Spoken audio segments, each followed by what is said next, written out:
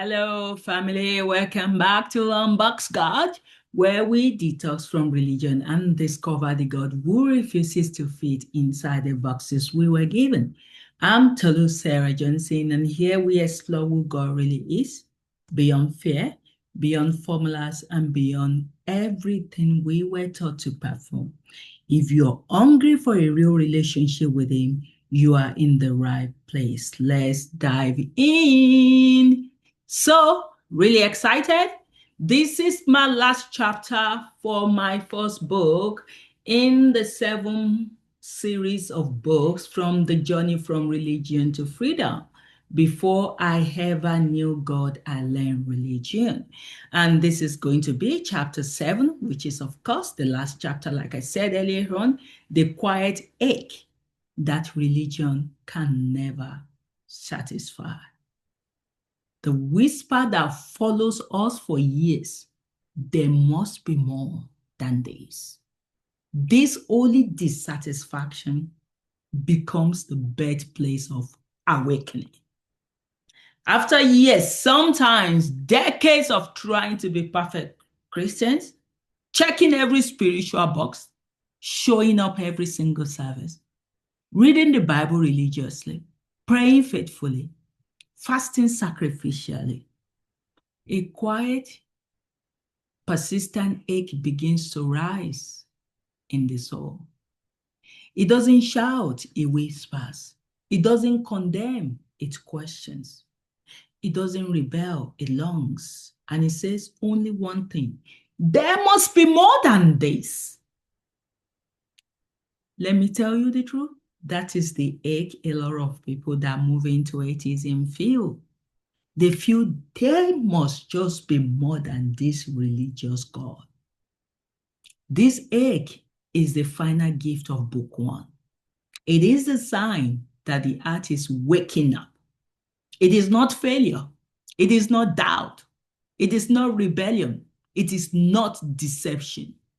It is God calling you beyond religion and into relationship. And if you see anyone that you challenge about their belief in religion and they tell you you're going to hell, well, you can tell them, surely it might be you that is going to hell, because what you've got here is a counterfeit God. It's not the God that I believe He is. If an earthly father can be so much better than this God, what kind of God would that be when we are created in His image? So if an earthly father knows that he needs to care for his children, if an earthly mother knows that they need to give their children food and care for them and love them and cherish them, how much more our internal God? So that lingering emptiness, performance cannot fill. Yes, I've tried it. Years of doing all the right Christian things eventually reveal something no one warned you about. You can be faithful and still empty. The routines do not transform you. The sermons do not touch you. The worship does not move you. The prayers feel scripted. The Bible feels flat. The spiritual achievement feels hollow. That is me. After 24 years of performing everything I was taught, I still felt a gap, an empty void within me that keeps asking me, this can't be God. Is this there is to life? You come, you live, you go to church, you read the Bible, you do everything in a ringimaro way, in a hamster wheel way, and then you die. Is that all it is? No, there should be more.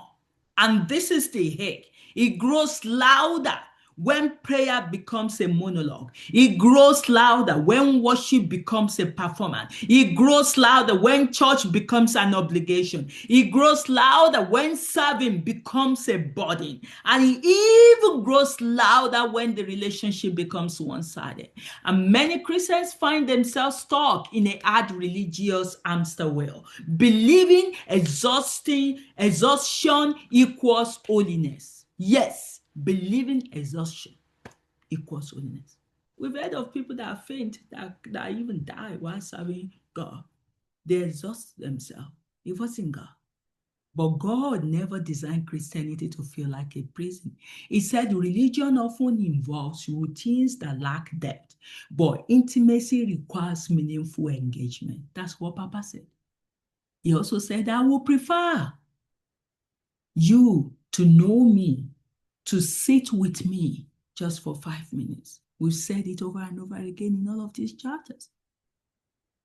Because I know that a lot of people will not believe that God can say so. If you know Andrew Womack said he's been to places where people asked him, how long do you pray for?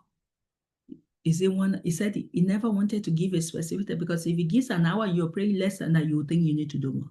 If he gives something lesser than you would think that maybe you're overdoing it. Andrew Womack said, God told him something one day. He said, will you prefer to spend 2 hours before your wife in a day, or you rather prefer to be in his presence all day? Andrew Womack said, I would rather prefer to be in the presence of my wife all day. He said the same. I prefer you to be in my presence all day. And what is being in God's presence all day is just being led by him. It's not praying. It's not singing. It's not worship.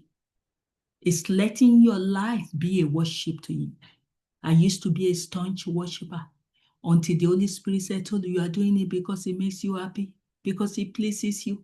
If God takes his presence away, you wouldn't worship anymore. And I was like, Holy Spirit, you're right. And God said, Tolu, Matthew does not worship. He doesn't even like worship. But his life is a worship to me because he does my will. Do you want your life to be a worship? Or you want your performance to be a worship? Your performance that God does not even need. He has enough people to worship him in heaven. He can raise stones to worship him. So, stop that hamster wheel and start living an active relationship with him. When even spiritual busy work cannot satisfy your soul, the aches begins. And I hope you're already feeling the ache. And the substitute that can never satisfy. The human heart is a throne, and whoever sits on that throne becomes the source of identity, hope, and fulfillment. So when God is absent, religion replaces him. And when religion fails, the world steps in. Religion becomes an idol.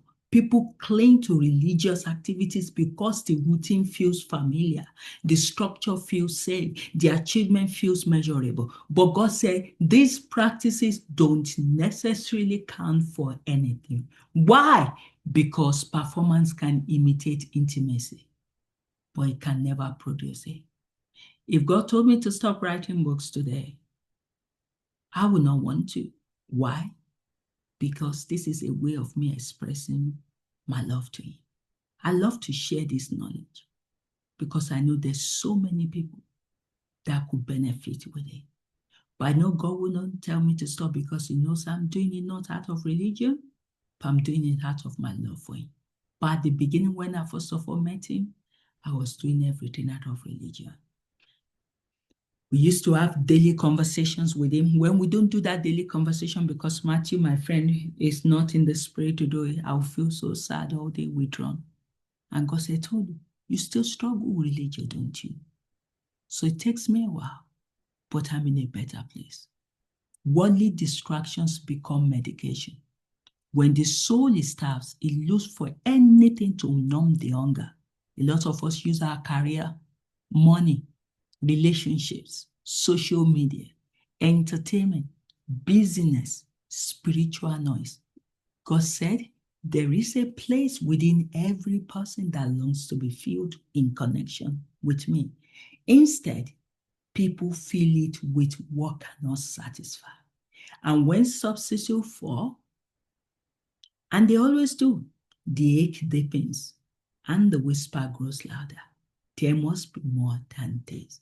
Why have I not been to church in 2 years and I don't miss it? I don't even feel the ache. There's no ache in me to go to church because my spirit is filled, because I am happy. The joy of the Lord is my strength. The joy of the Lord is my strength. The joy of the Lord is my strength. The joy of the Lord is my strength. I've got the joy of the Lord that I could not get in the church.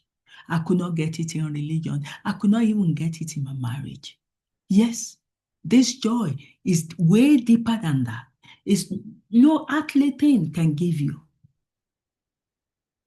You can go out now, get yourself the best car, you feel the happiness, it will linger for some hours, then go back to your normal self. If richness, if wealth makes people happy, people that are wealthy will not be committing suicide. So, the birthplace of awakening, the only dissatisfaction, this ache is not punishment. It's not backsliding. It is invitation. It is the Father himself sharing hunger for the real thing. The egg says, I want more than routine. I want more than information. I want more than church attendance. I want more than second-hand revelation. I want more than spiritual acting. I want more than pretending I'm okay. I want more than performance Christianity. I want a real relationship with God. This ache is spiritual labor pain. This is the beginning of awakening. God himself speaking to that moment. I am the only one who can truly meet the deepest needs of the human heart. And Jesus asked, in vain do they worship me, teaching as doctrines the commandments of men. So the ache is the moment religion collapses and relationship becomes possible. Let's use this analogy to finish this final chapter, the thirsty gardener. Living under religion is like a thirsty gardener who spent years watering a plastic flower. The effort, they wake early, carry water faithfully, measure everything precisely, sing to the flower. They obey every instruction. The result, the flower never grows, never blooms, never changes. It cannot, because it is not alive. And the realization, one day, exhausted and confused, the gardener finally whispers, there must be more than this. That whisper is the beginning of freedom. The gardener turns around and finds behind them a living fountain, a real garden, the true source of life, waiting patiently all along. The ache wasn't failure, it was invitation. And that ache is the turning point. This chapter, this final chapter of book 1 is the inch. It is where religion ends and relationship begin. It is where inherited faith cracks open and the personal faith is born. It is the moment your soul admit, I am starving for him, not for this. Jesus said, come to me, all you who are labor and heavy laden, and I will give you rest. Not come to church routines, not come to religious pressure, not come to fear-based system, but come to me. The ache is the doorway. The ache is the release. The ache is the bat cry of awakening. And it leads directly to book 2. The day I saw myself clearly. When the awakening becomes transformation. So meet you in book 2. God bless.